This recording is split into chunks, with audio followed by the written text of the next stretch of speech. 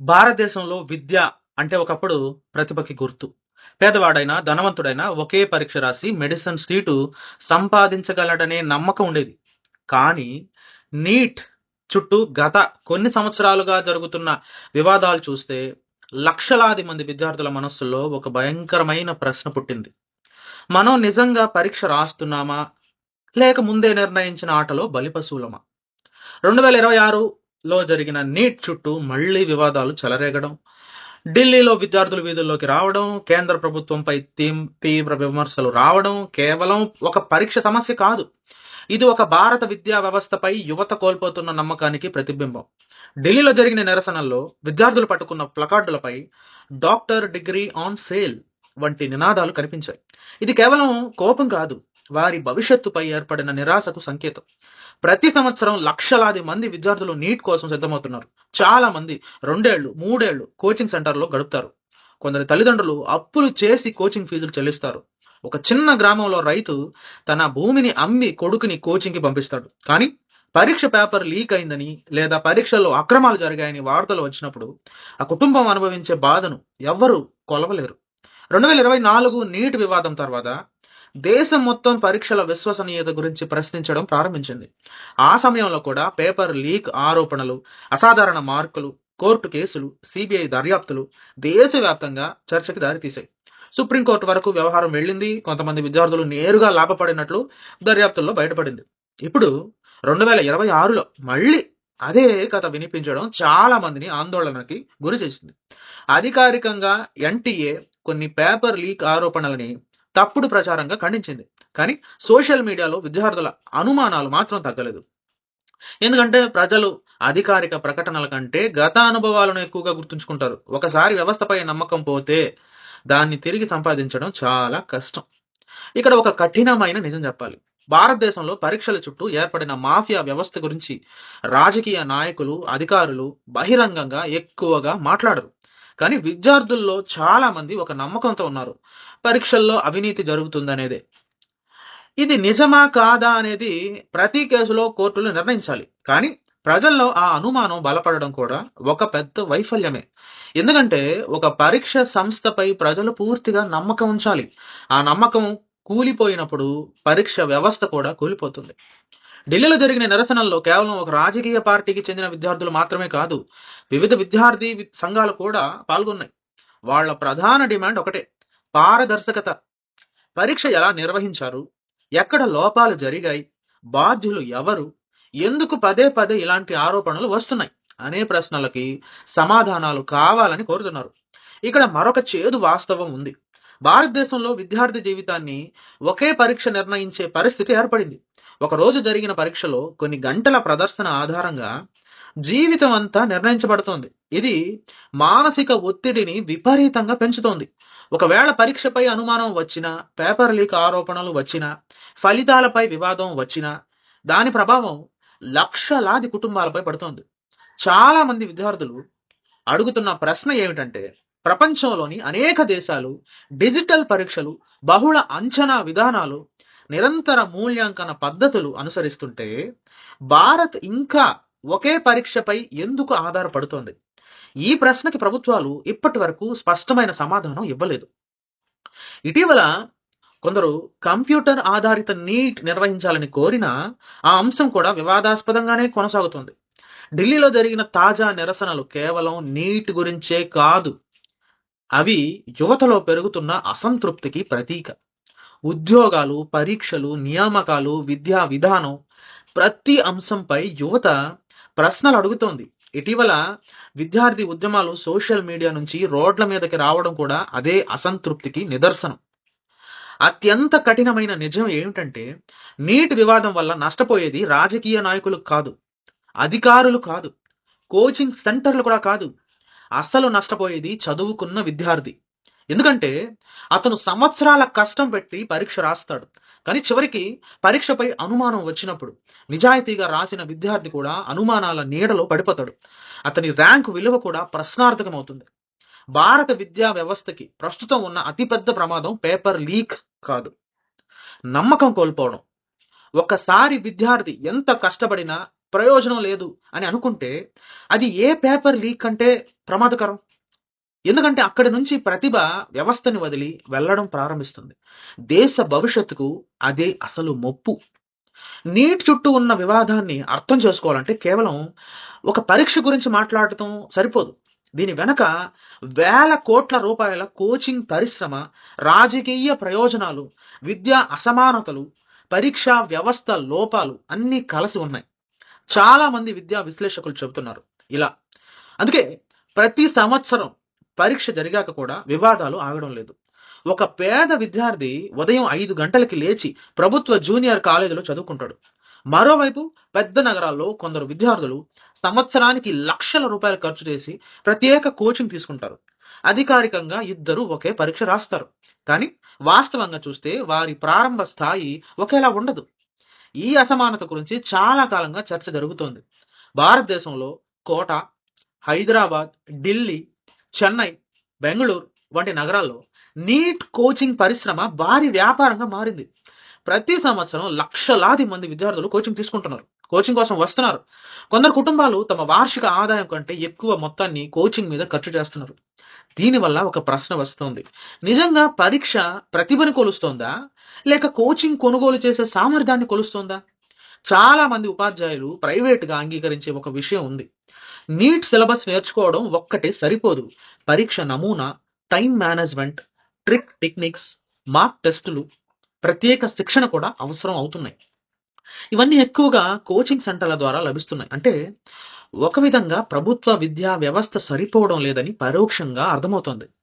ఇక్కడ ఒక అసౌకర్యమైన ప్రశ్న వస్తుంది: ప్రభుత్వ పాఠశాలల్లో 12 సంవత్సరాలు చదివిన విద్యార్థి మళ్ళీ 2 లేదా 3 సంవత్సరాలు కోచింగ్ తీసుకోకపోతే మెడికల్ సీటు సాధించడం ఎందుకంత కష్టంగా మారింది?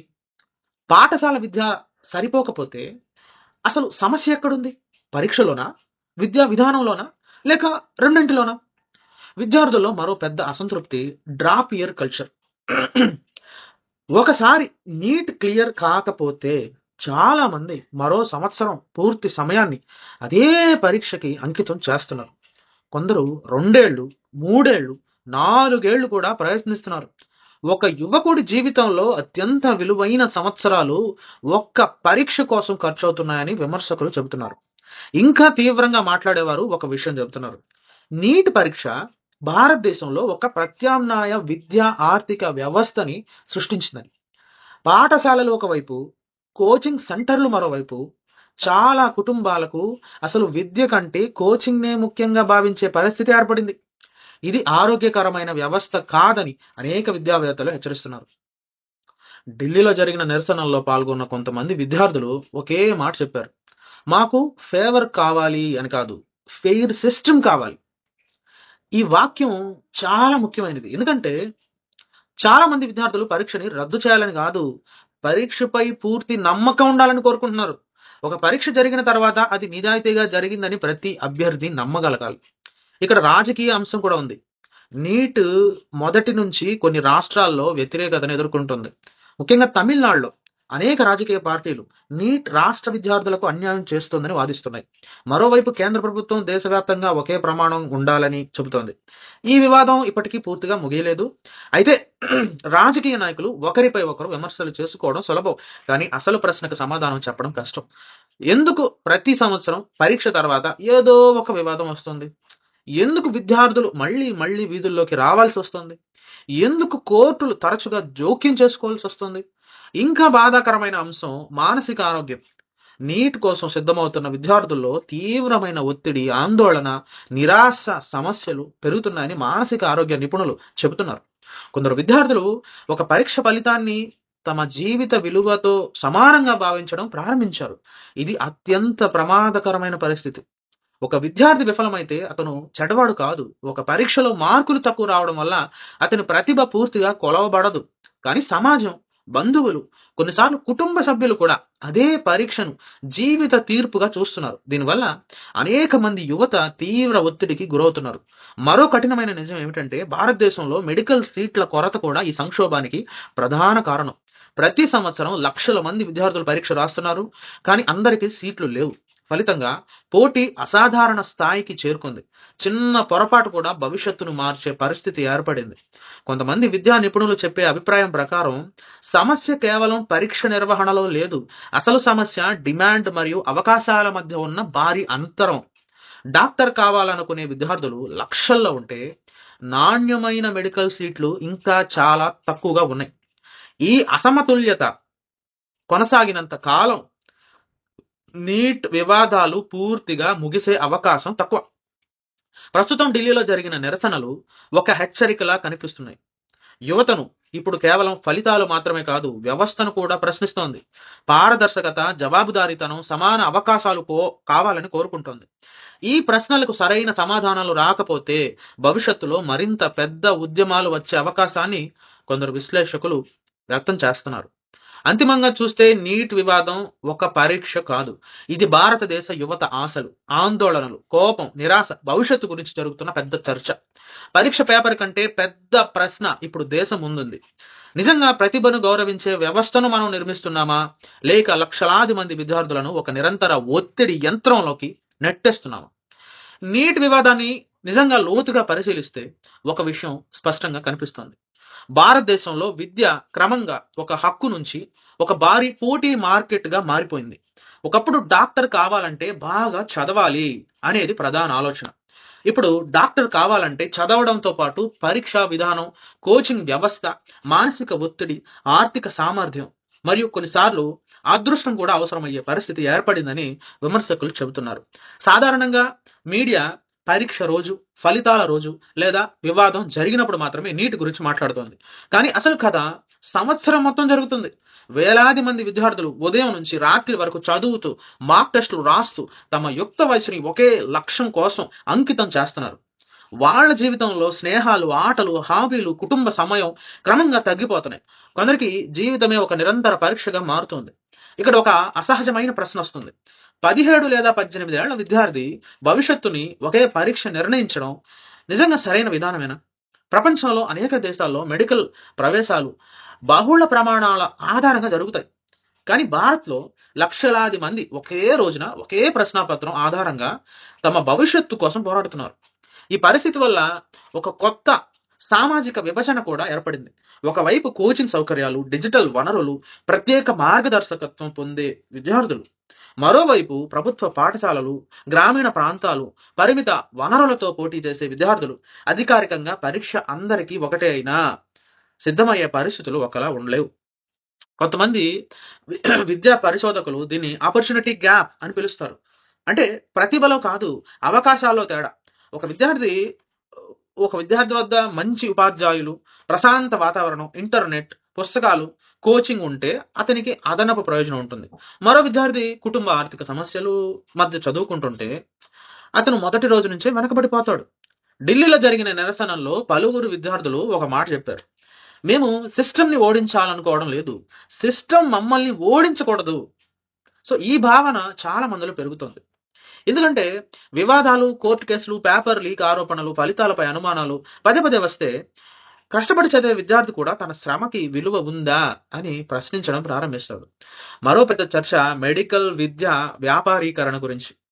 ప్రభుత్వ మెడికల్ సీట్లు పరిమితంగా ఉండడంతో చాలా మంది విద్యార్థులు ప్రైవేట్ కళాశాలల వైపు చూస్తారు. అక్కడ ఫీజులు కొన్ని సందర్భాల్లో లక్షల నుంచి కోట్ల రూపాయల వరకు ఉండొచ్చు. దీనివల్ల పేద మరియు మధ్యతరగతి కుటుంబాలపై అదనపు ఒత్తిడి పడుతుంది. ఇక్కడ విమర్శలు చేసే వాదన ఏమిటంటే భారతదేశంలో మెడికల్ విద్యపై డిమాండ్ చాలా ఎక్కువగా ఉంది, కానీ అందుకు తగిన స్థాయిలో ప్రభుత్వ పెట్టుబడులు, ప్రభుత్వ మెడికల్ కళాశాలలు, అధ్యాపకులు, మౌలిక సదుపాయాలు పెరగలేదు. ఫలితంగా ప్రతి సీటు కోసం తీవ్రమైన పోటీ ఏర్పడింది. పోటీ పెరిగిన కొద్దీ పరీక్ష చుట్టూ ఉద్రిక్తత కూడా పెరిగింది. కొన్ని కుటుంబాల్లో నీట్ ఒక విద్య లక్ష్యం కాదు, కుటుంబ గౌరవ సమస్యగా మారింది. డాక్టర్ కావాల్సిందే అనే ఆశయం కొన్నిసార్లు డాక్టర్ అవ్వాల్సిందే అని ఒత్తిడిగా మారుతోంది. ఈ ఒత్తిడి విద్యార్థులపై తీవ్ర ప్రభావం చూపుతుంది. కొందరు తమ విలువని పరీక్ష ఫలితంతో కొలవడం ప్రారంభిస్తున్నారు. ఇది ప్రమాదకరమైన సామాజిక ధోరణి. ఇంకా ఒక అంశం చాలా తక్కువగా చర్చించబడుతుంది. ప్రతి సంవత్సరం లక్షలాది మంది నీట్ రాస్తారు, కానీ అందరూ డాక్టర్లు కాలేరు. పరీక్షలో ఉత్తీర్ణత సాధించని వారిలో చాలా మంది ఇతర రంగాల్లో అద్భుతమైన కెరీర్లు నిర్మించగలరు. అయితే మన సమాజం ఇప్పటికీ కొన్ని వృత్తులకు మాత్రమే అధిక ప్రాధాన్యం ఇస్తుంది. దీనివల్ల విద్యార్థులు హత్యా ప్రయత్న సారీ దీనివల్ల విద్యార్థులు ప్రత్యామ్నాయ అవకాశాలను ఆలస్యంగా గుర్తిస్తున్నారు. ప్రభుత్వాలపై వచ్చే ప్రధాన విమర్శ కూడా ఉంది. ఏమిటంటే పరీక్ష నిర్వహణ గురించి చర్చ ఎక్కువగా జరుగుతోంది కానీ విద్యార్థులపై పడుతున్న మొత్తం భారాన్ని తగ్గించేందుకు అవసరమైన వ్యవస్థాత్మక సంస్కరణలు నెమ్మదిగా జరుగుతున్నాయి. పరీక్షా భద్రత మాత్రమే కాదు, మానసిక ఆరోగ్యం, సమాన అవకాశాలు, నాణ్యమైన పాఠశాల విద్య, ప్రాంతీయ అసమానతలు వంటి అంశాలు కూడా పరీక్షించాల్సి ఉంది. ఢిల్లీలో జరిగిన నిరసనలు కేవలం ఒక సంఘటనగా చూడడం తప్పు కావచ్చు. అవి ఒక పెద్ద సందేశం ఇస్తున్నాయి. భారత యువత ఇప్పుడు కేవలం ఉద్యోగం లేదా సీటు కోసం మాత్రమే పోరాటం లేదు. వాళ్ళు వ్యవస్థపై జవాబుదారీతనం కోరుతున్నారు, ప్రశ్నలు అడుగుతున్నారు, వివరణలు కోరుతున్నారు. ఈ ధోరణి రాబోయే సంవత్సరాల్లో మరింత బలపడే అవకాశం ఉంది. అత్యంత కఠినమైన వాస్తవం ఏమిటంటే ఈ పరీక్షా వ్యవస్థ అయినా నమ్మకంపై ఆధారపడి ఉంటుంది. ఏ పరీక్ష వ్యవస్థ అయినా ఒకసారి ఆ నమ్మకం దెబ్బతింటే ఉత్తమ సాంకేతికత, కఠిన నియమాలు, పెద్ద ప్రకటనలు కూడా సరిపోవు. విద్యార్థి తన కష్టానికి న్యాయం జరుగుతుందని నమ్మాలి. ఆ నమ్మకమే వ్యవస్థకి అసలు పునాది. నీటి వివాదం చివరికి ఒక పరీక్ష కథ కాదు. ఇది భారతదేశం తన యువతకు ఏమి చెబుతోంది అనే ప్రశ్న. కష్టపడితే అవకాశం దొరుకుతుందని చెబుతోందా, లేక వ్యవస్థ ఎలా పనిచేస్తుందో ముందుగా అర్థం చేసుకో అని చెబుతోందా? ఈ ప్రశ్నకి సమాజం, ప్రభుత్వాలు, విద్యా సంస్థలు ఇచ్చే సమాధానం రాబోయే తరాల భవిష్యత్తుని ప్రభావితం చేయబోతోంది. ఢిల్లీలో రోడ్లపై నిలబడ్డ విద్యార్థులు కేవలం తమ మార్కుల కోసం నినాదాలు చేయడం లేదు, వాళ్ళు ఒక పెద్ద సందేశం ఇస్తున్నారు. పరీక్షలు కేవలం ప్రశ్న పత్రాలు కాదు, అవి కోట్లాది కలల భవిష్యత్తు. ఆ కలలపై అనుమానం మొదలైతే వివాదం ఒక పరీక్ష వద్ద ఆగదు, అది మొత్తం వ్యవస్థని ప్రశ్నించే స్థాయికి చేరుకుంటుంది. అసలు నీటి వివాదం గురించి చివరిగా మాట్లాడాల్సి వస్తే అత్యంత ముఖ్యమైన విషయం పేపర్ లీకులు, కోర్టు కేసులు, రాజకీయ ఆరోపణలు లేదా నిరసనలు కాదు. అసలు సమస్య నమ్మకం. ఒక దేశం యొక్క విద్యా వ్యవస్థ నమ్మకంపై నడుస్తుంది. విద్యార్థి తన పుస్తకం తెరిచినప్పుడు, రాత్రులు నిద్ర మానుకొని చదివినప్పుడు, తన కుటుంబం డబ్బులు ఖర్చు చేసినప్పుడు అతను ఒక ప్రాథమిక నమ్మకంతో జీవిస్తాడు, నా కష్టానికి న్యాయం జరుగుతుంది అని. ఆ నమ్మకం బలహీనపడడం ఏ వివాదం కంటే ప్రమాదకరం చెప్పండి. భారతదేశంలో గత కొన్ని సంవత్సరాలుగా యువతలో ఒక కొత్త భావన పెరుగుతోంది. చాలా మంది విద్యార్థులు ఇప్పుడు కేవలం పరీక్షలను మాత్రమే కాదు, మొత్తం వ్యవస్థని ప్రశ్నిస్తున్నారు. ఎందుకు ప్రతి ముఖ్యమైన పరీక్ష చుట్టూ వివాదాలు వస్తున్నాయి? ఎందుకు నియామక పరీక్షలు వాయిదా పడుతున్నాయి? ఎందుకు ఫలితాలపై అనుమానాలు వస్తున్నాయి? ఎందుకు కోర్టులు పదే పదే జోక్యం చేసుకోవాల్సి వస్తుంది? ఈ ప్రశ్నలు ఒక్క నీటికి మాత్రమే పరిమితం కాదు. ఇవి భారత విద్య మరియు ఉపాధి వ్యవస్థలపై పెరుగుతున్న అనిశ్చితికి సంకేతాలు. ఢిల్లీలో జరిగిన నిరసనలని కొందరు సాధారణ విద్యార్థి ఆందోళనగా చూశారు, కానీ మరికొందరు విశ్లేషకులు దాన్ని ఒక పెద్ద సామాజిక సంకేతంగా చూస్తున్నారు. ఎందుకంటే ఆ నిరసనల వెనుక కేవలం ఒక పరీక్ష ఫలితం లేదు, సంవత్సరాలుగా పేరుకుపోతున్న అసంతృప్తి, ఒత్తిడి, భయం, అనుమానాలు ఉన్నాయి. ఒక తరం ఇప్పుడు తన భవిష్యత్తు గురించి మరింత అసురక్షితంగా భావిస్తుంది. ఇక్కడ ఒక చేదు వాస్తవం ఉంది. భారతదేశం ప్రపంచంలో అత్యంత యువ జనాభా కలిగిన దేశాలలో ఒకటి. ప్రతి సంవత్సరం లక్షలాది మంది విద్యార్థులు ఉన్నత విద్య, ఉద్యోగాలు, వృత్తిపరమైన అవకాశాల కోసం పోటీ పడుతున్నారు. కానీ అవకాశాల పెరుగుదల మరియు అభ్యర్థుల పెరుగుదల ఒకే వేగంతో జరగలేదు. ఫలితంగా ప్రతి పరీక్ష జీవితం మరణం పోరాటంలా మారుతుంది. ఒకవైపు ప్రభుత్వం, విద్యా సంస్థలు, పరీక్ష సంస్థలు వ్యవస్థని బలోపేతం చేయడానికి ప్రయత్నిస్తున్నామని చెబుతున్నాయి. మరోవైపు విద్యార్థులు పారదర్శకత, జవాబుదారీతనం, విశ్వసనీయత కోరుతున్నారు. ఈ రెండు మధ్య ఉన్న అంతరాన్ని తగ్గించకపోతే భవిష్యత్తులో ఇలాంటి వివాదాలు మళ్ళీ రావచ్చు. కొన్ని కఠినమైన ప్రశ్నలు దేశం ముందున్నాయి. అవేంటంటే, ఒకే పరీక్షపై ఇంత భారీగా ఆధారపడడం సరైనదేనా? ప్రతిభను కొలవడానికి మరిన్ని మార్గాలు ఉండాలా? ప్రభుత్వ పాఠశాల విద్యను బలోపేతం చేయకుండా కేవలం ప్రవేశ పరీక్షలను కఠినతరం చేయడం సరిపోతుందా? మెడికల్ సీట్ల సంఖ్య పెంచకుండా పోటీ ఒత్తిడి తగ్గుతుందా? విద్యార్థుల మానసిక ఆరోగ్యాన్ని జాతీయ స్థాయి అంశంగా పరిగణించాలా? ఈ ప్రశ్నలకు సమాధానం సులభం కాదు, కానీ వాటిని తప్పించుకోవడం కూడా సాధ్యం కాదు. మరో ముఖ్యమైన విషయం ఏంటంటే సోషల్ మీడియా యుగంలో సమాచార ప్రవాహం వేగంగా జరుగుతుంది. గతంలో ఒక వివాదం ప్రాంతీయ స్థాయిలోనే ఉండిపోయేది. ఇప్పుడు కొన్ని నిమిషాల్లో దేశవ్యాప్తంగా చర్చగా ప్రారంభమవుతోంది. దీనివల్ల అధికార సంస్థలపై మరింత పారదర్శకత ఒత్తిడి పెరిగింది.